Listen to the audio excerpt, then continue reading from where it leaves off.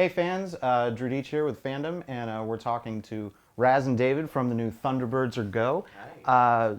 This is a franchise that's been around like 50 years, like as long as Star Trek. Like, what was it like coming into such a storied franchise? Like, how did you come to it?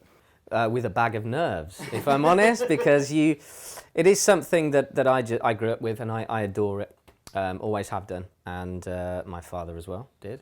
Oh, cool. So to even hear about the fact that this was happening was a really big deal. So to be able then to be in it and be two of the five brothers it's fantastic. Oh, that's awesome. I wasn't nervous at all because I didn't quite realize how big of a deal it was, but everyone around me just kept on going, don't mess this one up, you know. And I remember coming in, and it was just, but it was a lovely situation. And then I realized when I was reading through the script that actually I knew a lot of the references and a lot of the quotes, and then realized because although I'm an American, I've lived in the UK for a while, okay. And it's sort of it's part of the vernacular. It's part of British society, British the culture. Really? It is, and also we were just talking to a young lady downstairs who was asking us what we were doing here at Comic-Con, and we explained, and she said, you know, that sounds really familiar, and you pulled up a picture on your phone, and she goes, oh, okay, yeah, I know. So people know what it is, what it references, even if they may not have seen the original. But this gives people a fresh chance to view it with fresh eyes, and young kids, because it is a kids show. Let's not forget. You know, it's for the adults as an Easter egg, a lovely Easter egg at that. But it is a show for kids, so you can watch it with fresh eyes, or you can, you know, if you know about the show, you're going to get as much enjoyment. Well, like coming to it, what kind of, obviously there is that sense of responsibility to the franchise, but you obviously want to bring your own kind of takes and stuff. What kind of new decisions did you want to bring to the characters in the universe? I made sure not to listen or watch anything before I went in and found Virgil and found Gordon, because the fans that I've spoken to, they're like, you know, did you watch it? Did you watch it? And I went, no, I stayed away from it because I know how important it is. But I knew that the people at What a Workshop, our writers, our directors, our producers, everybody knew it so well, so they could guide me to the right place. But then at the same time, I still had ownership over it. Mm-hmm. So, and then of course, as soon as and then everyone's like, you haven't watched it? Of course I've watched it. Afterwards, because now I understand who Virgil is, who Gordon is, and then I get to see the fact that they have a legacy, and that has helped inform my performance of it. But I couldn't let it create who I was going to play. Absolutely. It was the same for me. I mean, even though I'd watched it every single thing as a kid, you know, I hadn't seen any of it since I was a kid, and I didn't.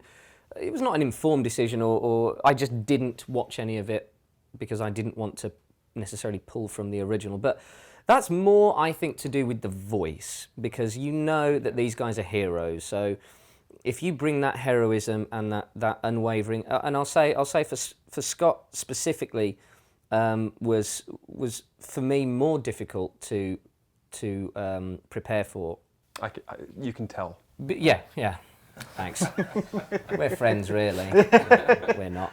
We're not. But it's because he's the straight man. You know, he's the driving force. He doesn't really make jokes, and when he does, it's a serious joke, right? Whereas Alan's kind of, hey man, you know, I want to fly to the moon, and you know, so there's more to grab on there.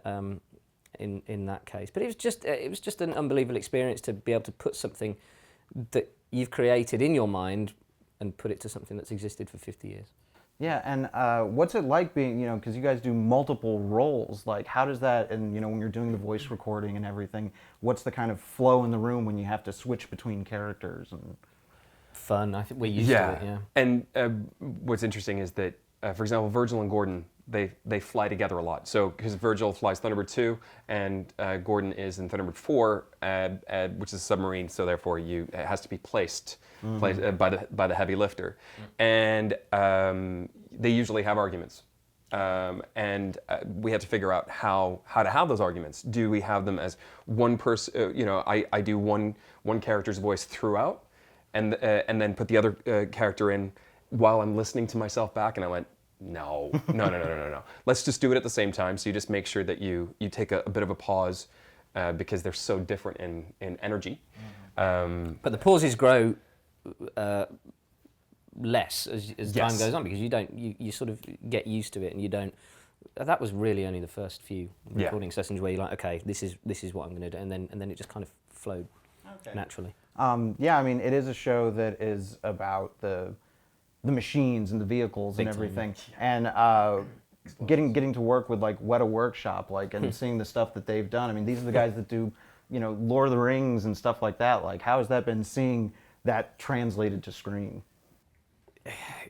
Like you said, I mean, you sort of had it in the tone of your voice just then. That's exactly how we felt. That's exactly it. That's the answer right there. Is we actually saw this translated to screen, and having a company with such history and gravitas as Weta, they are the finest at what they do. There is no one better. Yeah, I mean, is there something that fans can look forward to in season 2 as far as, new vehicles or other characters or anything that you can kind of give a tease for? Or? There's a lot of nods back to old Anderson shows, not necessarily just Thunderbirds, which they've done on purpose. Especially there's a couple of missions in space, and therefore I won't say any more than that. Yeah, I think. And then what we also have a few sort of standalone moments, and then there's a major story arc involving the Hood. There's a look out for a very big, cool twist.